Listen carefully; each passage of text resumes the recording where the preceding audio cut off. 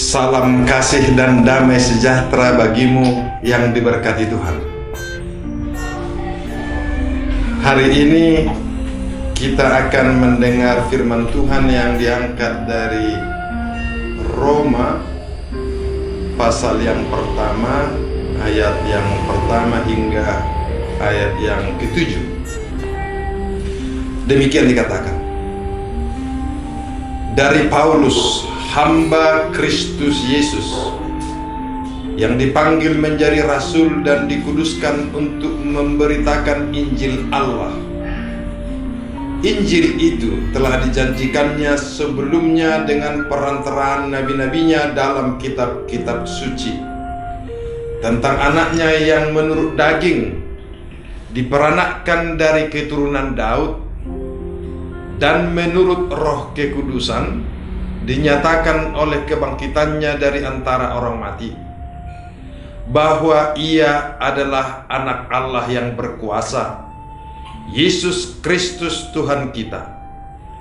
Dengan perantaraannya kami menerima kasih karunia dan jabatan rasul untuk menuntun semua bangsa, supaya mereka percaya dan taat kepada namanya.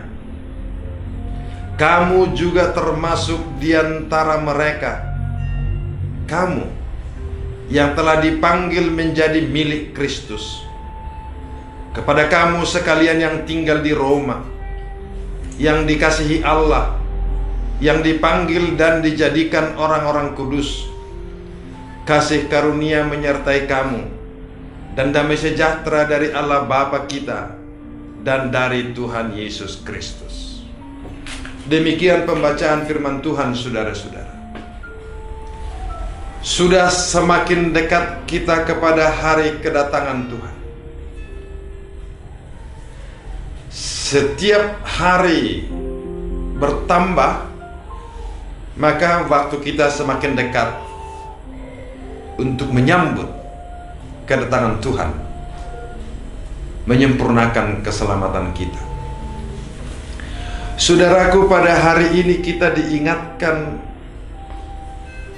atas jiwa, karakter, attitude dari seorang hamba Allah,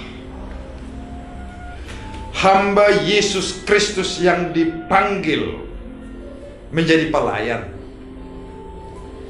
yang selalu merindukan semua orang datang kepada Tuhan Yesus Kristus Juru Selamat itu,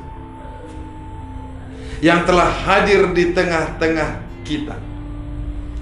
Yesus Kristus yang telah dibangkitkan dari antara orang mati sebagai awal dari kebangkitan umat manusia. Yesus Kristus yang telah mati untuk menyelamatkan dosa-dosa manusia. Yesus Kristus yang telah menjadi manusia bagi keselamatan seluruh umat. Saudaraku, kerinduan seorang hamba Tuhan, atau juga menjadi kerinduan setiap orang percaya, ialah agar setiap orang di bumi ini datang kepada Yesus Kristus.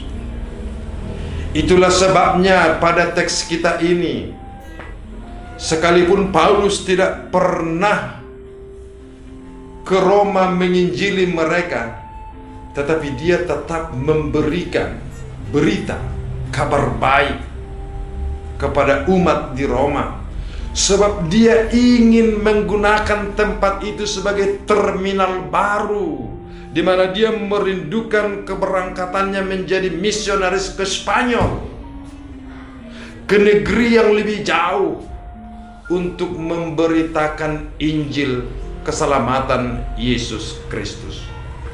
Saudaraku, dia dengan sungguh-sungguh mendedikasikan seluruh hidupnya agar setiap orang datang kepada Yesus Kristus. Dia mau memberitakan bahwa setiap orang dipanggil dan dikuduskan oleh Yesus Kristus untuk mendapatkan keselamatan bagi semua bangsa. tidak hanya untuk dirinya dan bangsanya dan sukunya dan tempat kampungnya, tetapi untuk semua bangsa. Kerinduan inilah saudara-saudara yang mau diingatkan oleh firman Tuhan kepada kita dalam masa penantian ini. Seberapa banyak lagikah manusia yang belum pernah mendengar firman Tuhan, belum pernah mendengar Injil Yesus Kristus? Atau seberapa luas lagi wilayah di bumi ini di mana Injil tentang Yesus Kristus belum diperdengarkan, saudara-saudara? Ini harus menjadi kerinduan kita. Dalam masa penantian kedatangan Yesus Kristus ini, kita harus menggalakkan, menghidupkan jiwa kita, menggalakkan, menghidupkan semangat kita untuk memberitakan Injil sejauh mana kita bisa menjangkauinya. Janganlah kiranya ada lagi orang yang tidak pernah mendengar firman Tuhan. Perlu kita periksa, saudara-saudara. Apakah orang-orang di sekeliling kita mendengar Injil, mendengar kabar baik itu? Atau kalau kita sedikit ragu-ragu menyampaikannya dalam suara-suara kita, apakah kita memperlihatkan bahwa warna Injil itu ada dalam aktivitas hidup kita sehari-hari? Kerinduan ini harus terus-menerus kita bangun, saudara-saudara. Lihatlah betapa indahnya seruan Paulus ini kepada umat di Roma itu.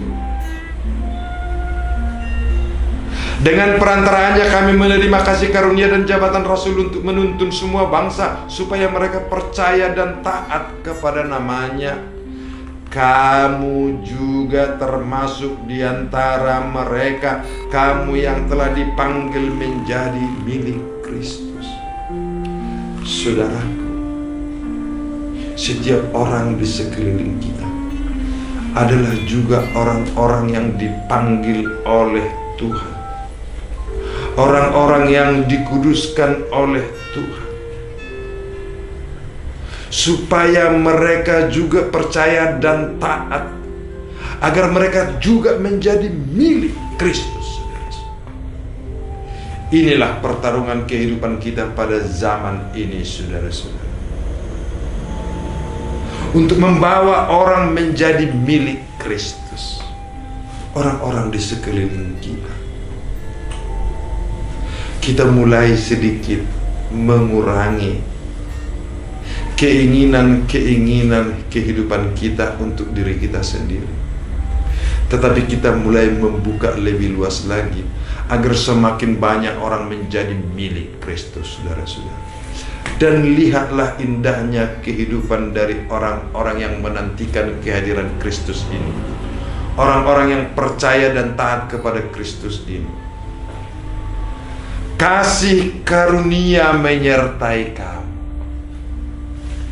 dan damai sejahtera dari Allah Bapa kita dan dari Tuhan Yesus Kristus.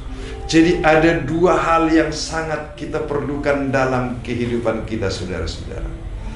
Kasih karunia Kristus dalam masa penantian ini, saudara-saudara. Kita memerlukan kasih karunia ini, anugerah ini, belas kasihan ini terjadi dalam diri kita, menjadi karakter kita, menjadi langgam kehidupan kita yang penuh dengan belas kasihan, yang penuh dengan anugerah, yang penuh dengan persahabatan, yang penuh dengan persaudaraan. Kasih karunia itu yang menyertai kita, itu yang ada di dalam kehidupan kita sehari-hari. Dan yang kedua, saudara-saudara, dalam masa penantian ini, damai sejahtera Allah menyertai kita.